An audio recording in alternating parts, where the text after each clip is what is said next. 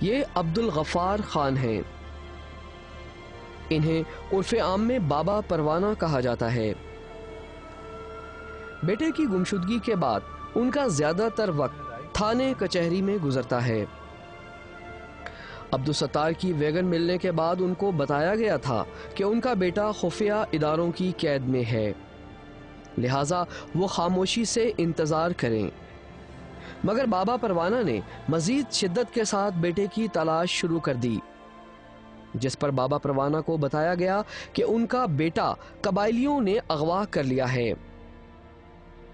ہزار میرا بیٹا ہے، یہ اغوا ہوا، لیکن کسی نے آئی بی کے ساتھ ہے، ادھر 5-6 پڑا تھا، میری پاس موجود ایک ثبوت موجود ہے، تمہارا سامنے میں پیش کروں گا، ادھر سے پولیس اٹھائے گا، ابھی تک یہ غائب ہوا، گورا قبرستان، آئی بی، انٹیلیجنس، یہ سارا ادھر آتا ہے، بابا کیا کرے گا، بابا تم کیا کرتے، بابا بولو، سارا ڈاکومنٹ میں اس کو دے دیا۔ بابا عبدالغفار اپنے بیٹے کی تلاش میں قبائلی علاقوں میں پھرتے رہے، لیکن کامیابی نہ ہوئی۔ بابا اپنے بیٹے کی تلاش میں طالبان کے پاس بھی گئے، لیکن اس وقت کے طالبان لیڈر منگل باغ نے انہیں یقین دلایا کہ عبدالستار طالبان کے پاس نہیں ہے۔ بیت اللہ مسعود کے ساتھ میں ملاقات، منگل باغ کے ساتھ میں ملاقات، اس کو نے راستے پر سائیکل 3 صبح ہم چکر لگایا، اس بات سے یا پروردگار کیسا ایسا لوگ میرے ساتھ ملتا ہے، یہ ہمارا بچے کا ڈھونڈ اور تلاش۔ بابا پروانہ بہت دکھی ہے اور اپنے اس دکھ میں وہ کہتا ہے، پھر وزیر داخلہ ملک رحمان کے ساتھ میرا بیوی مل سکتا ہے، یہ نے بات کیا تھا، بڑی تصویر، ملک رحمان صاحب تم یہ نے بات کیا تھا جی بی میں فون کروں گا اور میں پشاور پر میں تمہارا کام شروع کروں۔ کیا ہوا، یہ جج صاحب تم یہ 4 بندے کا ضمانت منظور کیا تھا، 16 لاکھ 8 نفری، تم کیسا دہشت گرد کا انصاف کا جج ہے، پوچھ رہا اس کو، گاڑی مل گیا، اس کا بچہ کہاں ہے؟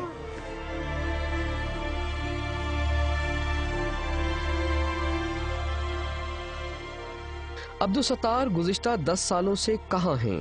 اس بارے میں ہم نے لاپتہ افراد کے کیسز پر کام کرنے والے پشاور کے مشہور وکیل لطیف آفریدی سے رابطہ کیا تو انہوں نے 3 ممکنات کا اظہار کیا۔ ایک پاسبلٹی یہ ہے کہ یہ لوگ گاڑی کو ہائی جیک کرنا چاہتے تھے، اس نے مزاحمت کی ہے، مزاحمت میں وہ مارا گیا ہے۔ دوسری پاسبلٹی یہ ہے کہ اس نے کوئی ایسا کام کیا ہے جس سے ایجنسیاں ناراض ہوئی ہیں، تو ایجنسیوں نے اس کو اغوا کر کے پھر اس کو ختم کیا ہے۔ تیسری پاسبلٹی یہ ہے کہ اس کو اغوا کر کے، یہ اغوا ہو کر جب کہیں ایک خاص جگہ پہ پہنچا، وہاں پر اس نے لڑائی جھگڑا کیا ہے اور وہ وہیں پر انہوں نے اس کو قتل کیا ہے۔ عبدالستار کے قبائلی علاقوں میں موجودگی کے بارے میں جب ہم نے قبائلیوں سے بات کی تو ان کا خیال تھا کہ چونکہ عبدالستار کی رہائی کے لیے کوئی مطالبہ سامنے نہیں آیا، لہٰذا عبدالستار کو اغوا نہیں کیا گیا۔ عبدالغفار نے ہمیں بتایا کہ کچھ سال پہلے انہیں ایک خط موصول ہوا کہ کشمیر سے ایک لاش برآمد ہوئی ہے جو ان کے بیٹے عبدالستار کی ہے۔ اس بارے میں معلوم کرنے پر قریبی تھانے والوں نے تصدیق کی کہ ایک نامعلوم لاش کشمیر سے برآمد ہوئی ہے، تاہم پولیس نے بابا پروانہ کو کشمیر جانے سے روک دیا اور رقم کا تقاضا کیا۔ اب بابا پروانہ ان کے لیے رقم کا بندوبست کہاں سے کرتا؟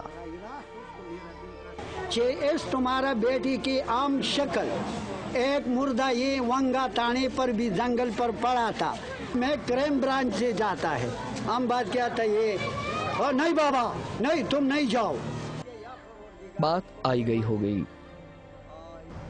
عام طور پر اخباروں میں تلاشِ گمشدہ کے چھپنے والے اشتہارات پر زیادہ توجہ نہیں دی جاتی، لیکن آزاد کشمیر کے ایک رہائشی نے نہ صرف 2001 میں عبدالستار کے بارے میں چھپنے والے تلاشِ گمشدہ کے اشتہاروں کو یاد رکھا، بلکہ تقریباً 6 سال کے بعد سن 2007 میں جب آزاد کشمیر کے علاقے جنڈالہ سے ایک نامعلوم نعش برآمد ہوئی تو عبدالستار کے اہل خانہ کو خط لکھ کر مطلع کیا۔ ان غیر معمولی واقعات کے پیچھے اصل حقائق کیا ہیں؟ ان حقائق کا کھوج لگانے کے لیے ہمیں جانا پڑے گا جنڈالہ۔ ہم اس نامعلوم لاش کی تلاش میں آزاد کشمیر کی تحصیل منگ پہنچے۔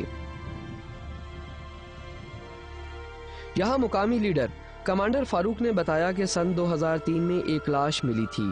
ان کا کہنا تھا کہ تلاش بسیار کے باوجود جب کوئی پتہ نہ چل سکا تو انہوں نے لاش امانتاً دفنا دی۔ اس کو جنڈالہ کہتے ہیں، جنگل ہے، اس کے اندر یہ لاش پڑی ہوئی ہے۔ تو جب وہاں کے مقامی لوگ کچھ لوگ ایسے چلے گئے، انہوں نے لاش اٹھا کر جب برلب سڑک لائی تو پھر یہاں کے معززین ہم لوگ بھی چلے گئے۔ مقامی لوگوں کی رہنمائی میں ہم جنگل جنڈالہ پہنچے جہاں سے لاش برآمد ہوئی تھی۔ آزاد کشمیر کی تحصیل منگ کے قریب واقع جنگل جنڈالہ میں یہ وہ جگہ ہے جہاں سے نامعلوم نعش برآمد ہوئی۔ عینی شاہدین کے مطابق جس وقت لاش برآمد ہوئی یہ تمام علاقہ برف میں ڈھکا ہوا تھا، لیکن نعش کے جسم پر گرمیوں کے کپڑے تھے۔ اس نے شلوار قمیض کے ساتھ ایک ویسٹ کوٹ پہنا ہوا تھا اور اس کے پاؤں میں کھلی چپلیں تھیں۔ لاش کے جسم پر سخت سردی میں گرمیوں کے کپڑے کیوں تھے؟ اس نے شیو کی ہوئی تھی، چھوٹی چھوٹی اس کی مونچھیں تھی، فریش شیو کی ہوئی تھی۔ یہ اتنا شیو نہیں، اس کی چڑی ہوئی نہیں، زیادہ نہیں چڑی ہوئی تھی، فریش ہی تھی تقریباً۔